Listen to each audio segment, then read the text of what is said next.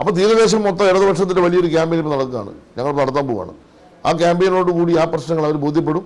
ഇപ്പം തന്നെ വലിയ പങ്കാളിത്തമാണ്, സ്ഥാനാർത്ഥി പോരാട്ടമൊക്കെ വലിയ പങ്കാളിത്തമാണ്, ഞങ്ങളുടെ കുടുംബയോഗങ്ങൾ വലിയ പങ്കാളിത്തമുണ്ട്. തീരത്തെ ജനങ്ങളെ സംബന്ധിച്ചിടത്തോളം ഒരു എതിർപ്പും ഈ തെരഞ്ഞെടുപ്പിൽ ഇതുവരെ പ്രത്യക്ഷത്തിൽ വന്നിട്ടില്ല എന്നതാണ് വസ്തുത. ഈ മണ്ണെണ്ണ, കേന്ദ്ര സർക്കാർ മണ്ണെണ്ണ സബ്സിഡി കട്ട് ചെയ്തത് ഈ തീരമേഖലയുടെ ഒരു വലിയ പ്രശ്നം തന്നെയല്ലേ?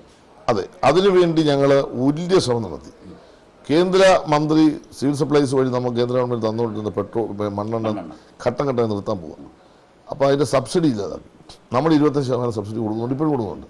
അപ്പോൾ ഞങ്ങൾ ചെയ്തെന്താ, ഇനി ഈ മണ്ണെണ്ണയുടെ പുറകെ ആയുസ് കളയണ്ട, പെട്രോൾ, LPG, ഡീസൽ കൺവേർഷൻ നടത്തി ഇപ്പം 10 കോടി രൂപ വെച്ച് കൊടുത്തുകൊണ്ടിരിക്കുകയാണ്, പുതിയ എഞ്ചിൻ കൊടുത്തുകൊണ്ടിരിക്കുക. പെട്രോളിലേക്ക് മാറുന്നതിന് നമ്മൾ സബ്സിഡി കൊടുത്ത് നല്ല പൈസ കൊടുക്കുകയാണ്.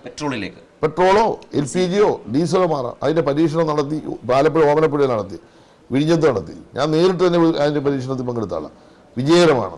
അപ്പോൾ പെട്രോൾ മണ്ണെണ്ണ നമ്മൾ ഘട്ടം ഘട്ടമായി ഒഴിവാക്കുകയാണ്. പെട്രോളിന്റെയും ഡീസലിന്റെയും ഇപ്പോൾ വലിയ വിലയാണല്ലോ രാജ്യത്ത്. അത് മത്സ്യത്തൊഴിലാളികളെ സംബന്ധിച്ച് അവർക്ക് ഇപ്പോൾ 25% സബ്സിഡി കൊടുക്കുന്നുണ്ട്. അത് കുറച്ചുകൂടി സാമ്പത്തിക ബുദ്ധിമുട്ടുള്ളതുകൊണ്ടാണ് ഞങ്ങൾ ചർച്ച ചെയ്തുകൊണ്ടിരിക്കുകയാണ്. എങ്ങനെയാണ് ഇത്തരം കാര്യങ്ങളൊന്ന് പരിഹരിക്കാൻ കഴിയുന്നത് എന്ന് ധനമന്ത്രിയുമായിട്ട് ചർച്ച നടത്തിയിട്ടുണ്ട്.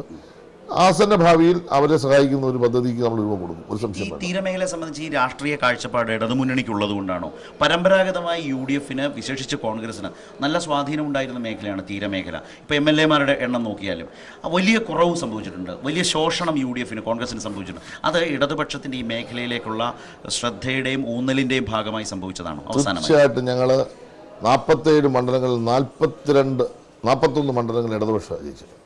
തിരുവനന്തപുരം ജില്ല ഒരു സീറ്റുള്ളൂ UDF-ന്, കൊല്ലം ജില്ലയിൽ ഒറ്റ സീറ്റില്ല, ആലപ്പുഴ ജില്ലയിൽ ഒരു സീറ്റേ ഉള്ളൂ, 2, കരുനാഗപ്പള്ളി, പിന്നെ ഹരിപ്പാട് 3, പിന്നെ എറണാകുളം ജില്ലയിലില്ല, പിന്നെ അങ്ങോട്ട് പോയി മലപ്പുറം മാത്രം, എല്ലാം കൂടി 6 സീറ്റേ ഉള്ളൂ. വെല്ലെണ്ണി പറയാം. ഈ 6 സീറ്റ് കഴിഞ്ഞാൽ പണ്ടാ ഞങ്ങൾക്കൊന്നുമില്ല, 6 ഉള്ളൂ. അവർക്ക് 45 കിട്ടും, 42 കിട്ടും. അതിൻ്റെ കാരണം വെച്ചാൽ ഞങ്ങൾ തീരത്തോട് ചെയ്തിട്ടുള്ള നീതിയാണ്. അത് ഇനിയും തുടരും. അത് ഈ തെരഞ്ഞെടുപ്പിൽ വീണ്ടും പ്രതിഫലിക്കുമെന്ന കാര്യത്തിൽ സംശയം വേണ്ട.